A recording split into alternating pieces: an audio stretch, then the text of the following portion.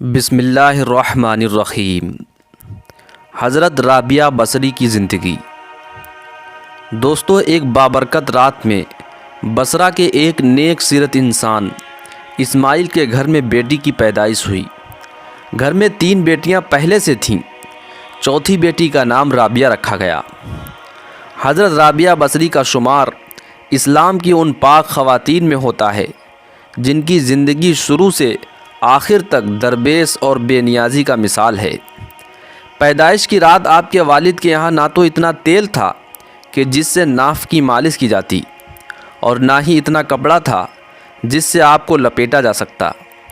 بدحالی کا یہ عالم تھا کہ گھر میں چراغ تک نہ تھا۔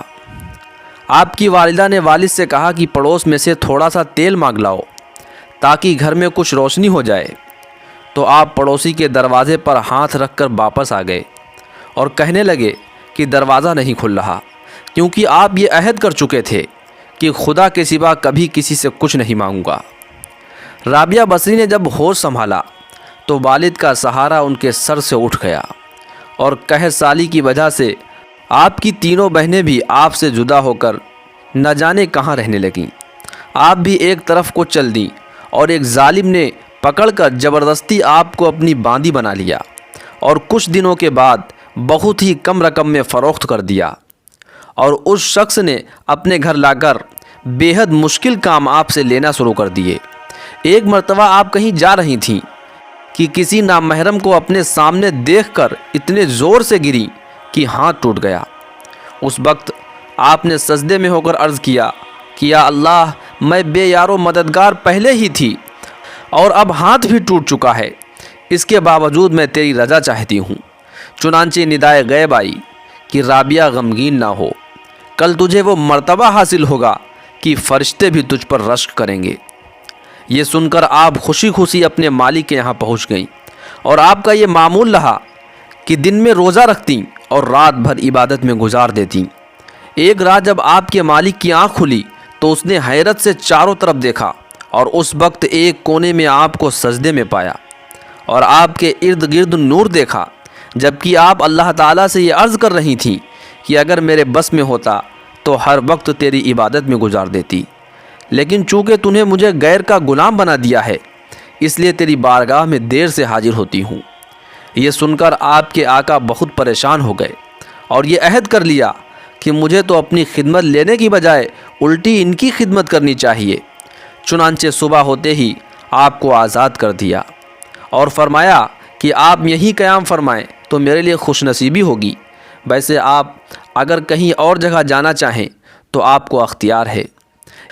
یہ سن کر آپ حجرے سے باہر نکل آئیں اور ذکر و شغل میں مشغول ہو گئیں۔ آپ رات دن میں 1000 رکعت پڑھا کرتی تھیں، اور گائے بگاہے حضرت حسن بصری کے باز میں بھی شریک ہوتیں۔ انہوں نے قرآن حکیم حفظ کیا، اس کے بعد درویش اور حدیث کی تعلیم حاصل کی۔ ان کی بارگاہ معرفت میں بڑے بڑے علماء اور صوفیہ حاضر ہوتے تھے۔ ان میں سر فہرست امام سفیان ثوری ہیں، جنہیں امیر المومنین فی الحدیث کہا جاتا ہے۔ اس کے علاوہ حضرت مالک بن دینار رحمۃ اللہ علیہ بھی رابعہ بصری سے نہایت عقیدت رکھتے تھے۔ حضرت رابعہ بہت کم گفتگو کرتی تھیں، اگر کوئی سوال پوچھ لیتا تو مختصر جواب دیتی تھیں، ہر بات میں قرآنی آیات کا حوالہ دیتیں۔ جب لوگوں نے اس کی وجہ پوچھی تو فرمایا کہ انسان جو کچھ بولتا ہے فرشتے اسے لکھتے ہیں، اس لیے قرآن کی آیتوں کے سوا کچھ نہیں بولتی کہ کہیں میرے منہ سے بری بات نہ نکل جائے جسے فرشتے لکھ لیں۔ ایک دفعہ لوگوں نے آپ سے سوال کیا کہ آپ نکاح کیوں نہیں کرتی، تو فرمایا کہ مجھے 3 باتوں کا اندیشہ ہے، اگر ان میں اس سے مجھے نجات مل جائے تو میں نکاح کر لوں۔ پہلے یہ کہ مرتے وقت ایمان سلامت لے جاؤں گی یا نہیں۔ لوگوں نے کہا کہ معلوم نہیں۔ آپ نے فرمایا کہ دوسری یہ کہ میرا اعمال نامہ دائیں ہاتھ میں دیا جائے گا یا بائیں ہاتھ میں، اور تیسرا یہ کہ قیامت کے دن ایک گروہ کے بیچ میں دائیں طرف سے لے جایا جائے گا اور دوسرے گروہ کو بائیں طرف سے، تو میں کس جانب سے جاؤں گی؟ لوگوں نے جواب دیا کہ ہمیں تو علم ہی نہیں ہے۔ حضرت رابعہ فرماتی ہیں کہ جسے اتنے سارے غم ہوں وہ عورت شوہر کی خواہش کیسے کر سکتی ہے؟ اس کا دل ہر وقت خوف الہی سے معمور رہتا تھا۔ وہ اپنے خوف سے جہنم اور خواہش جنت سے بے نیاز ہو کر خدا کو یاد کرتی تھیں۔ آپ ہمیشہ روتی تھیں، فرمایا کرتی تھیں کہ میں نے صرف اللہ تعالیٰ ہی سے محبت کی ہے، ڈرتی ہوں کہ مرتے وقت آواز نہ آئے کہ رابعہ تو ہمارے لائق نہیں۔ وہ ہمیشہ خردر کمبل کا کرتا پہنتی تھیں اور وصیت فرماتی تھیں کہ مرنے کے بعد اسی میں دفن کی جاؤں۔ ان کے انتقال کے بعد ایک خاتون نے انہیں خواب میں دیکھا کہ بہت ہی قیمتی ریشمی کرتا پہنے ہوئی تھیں۔ خاتون نے سوال کیا کہ کمبل کا کرتا کہاں گیا؟ تو جواب میں کہنے لگیں کہ رحمان نے اس کرتے کے بدلے میں یہ کرتا عطا فرمایا ہے۔ اس عورت نے کہا کہ قرب الہی کے حاصل کا کوئی طریقہ بتائیں، تو جواب دیا، قرب الہی کے لیے یاد الہی سے بہتر کوئی چیز نہیں۔ اکثر وہ اشعار پڑھا کرتی تھیں جن کا ترجمہ کچھ یوں ہے: میرے آقا، بندے سلوٹوں میں تیرا قرب ڈھونڈتے ہیں، تیری عظمت کے گیت سمندر میں مچھلیاں گاتی ہیں، اور تیرے مقدس جلال کی وجہ سے موجیں ایک دوسرے سے ٹکراتی ہیں۔ دن کی روشنی، رات کی تاریکی، گھومنے والے آسمان، منور چاند، چمکیلے تارے سب تیرے سامنے سجدہ کرتے ہیں، اور ہر چیز ایک انداز کے مطابق ہے، کیونکہ تو غنی اور قہار ہے۔ وہ اپنی دعائیں اپنے اشعار کے ذریعے بیان کرتی تھیں۔ اس دعا کو اکثر راتوں کو چھت پر جا کر پڑھا کرتی تھیں: میرے مالک، ستارے چمک رہے ہیں اور سب لوگوں کی آنکھیں نیند سے بند ہیں، اور ہر کوئی اپنی خلوت میں ہے، میں یہاں تیرے ساتھ اکیلی ہوں۔ مالک، اگر میں دوزخ کے عذاب کے خوف سے تیری عبادت کرتی ہوں تو تو مجھے دوزخ میں جھونک دے، اگر میں جنت کی طلب میں تیری عبادت کرتی ہوں تو مجھے جنت سے محروم کر دے، لیکن اگر میں محض تیری خاطر عبادت کرتی ہوں تو مجھ سے اپنے حسن لاجواب کو پوشیدہ نہ رکھنا۔ وہ فرماتی تھی کہ کوئی انسان کس طرح توبہ کر سکتا ہے جب تک اس کا مالک اس کی توفیق عطا نہ کرے اور اسے قبول نہ بخشے۔ اگر وہ تمہاری طرف رخ کرے گا تو تم بھی اس کی طرف رخ کرو گے۔ فرماتی تھی کہ اللہ تعالیٰ سے قناعت پسند دل مانگو، وہ بہت بڑی نعمت ہے۔ دل کو قابو میں رکھنا اور اختیار ہونے پر ناجائز خواہشوں کو روکنا مردانگی ہے۔ ایک مرتبہ آپ سے سوال کیا گیا کہ آپ ابلیس کو دشمن تصور کرتی ہیں؟ فرمایا کہ میں تو رحمان کی دوستی میں مشغولیت کی وجہ سے ابلیس کی دشمنی کا تصور ہی نہیں کرتی۔ خواب میں حضور اکرم صلی اللہ علیہ وسلم نے آپ سے فرمایا، کیا تو مجھے محبوب رکھتی ہے؟ تب رابعہ نے عرض کیا کہ وہ کون بد نصیب ہوگا جو آپ کو محبوب نہ رکھتا ہو، لیکن میں تو محبت الہی میں ایسی غرق ہوں کہ اس کے سوا کسی کی محبوبیت کا خیال تک نہیں آتا۔ یہی وجہ ہے کہ میں کسی کی محبوبیت کا احساس تک باقی نہیں رکھتی۔ ایک مرتبہ کسی نے سوال کیا کہ آپ جس کی عبادت کرتی ہیں کیا وہ آپ کو نظر بھی آتا ہے؟ تو فرمایا کہ اگر نظر نہ آتا تو عبادت کیوں کرتی؟ لوگوں نے جب آپ سے سوال کیا کہ خدا بندے سے کس وقت خوش ہوتا ہے، فرمایا کہ جب بندہ محنت پر اس طرح شکر ادا کرتا ہے جیسا کہ نعمت پر ادا کرتا ہے۔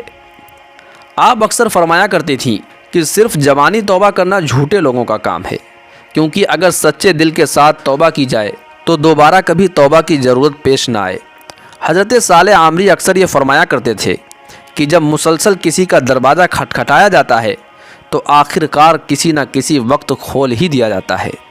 رابعہ بصری نے آپ کا یہ جملہ سن کر سوال کیا کہ آخر وہ کب کھلے گا، کیونکہ وہ تو کبھی بند ہی نہیں ہوا۔ یہ سن کر حضرت صالح کو آپ کی دانش بندی پر مسرت ہوئی اور اپنی کم عقلی پر رنج ہوا۔ ایک مرتبہ آپ نے 7 رات و دن مسلسل روزے رکھے اور رات میں بالکل آرام نہیں کیا، لیکن جب 8ویں دن بھوک کی شدت کی نفس نے فریاد کی کہ مجھے کب تک تکلیف دو گی، تو اسی وقت ایک شخص کھانے کو کوئی پیالہ میں لے کر حاضر ہوا۔ آپ لے کر شمع روشن کرنے اٹھیں، اسی وقت گر کر ٹوٹ گیا۔ اس وقت آپ نے ایک دل روز آہ بھر کر اللہ تعالیٰ سے عرض کیا کہ میرے ساتھ کیا معاملہ کیا جا رہا ہے؟ ندا آئی کہ اگر دنیاوی نعمتوں کی طلبگار ہو تو ہم عطا کیے دیتے ہیں، لیکن اس کے عوض میں اپنا درد تمہارے قلب سے نکال لیں گے، اس لیے کہ ہمارے غم اور غم روزگار کا ایک قلب میں رہنا ممکن نہیں ہے۔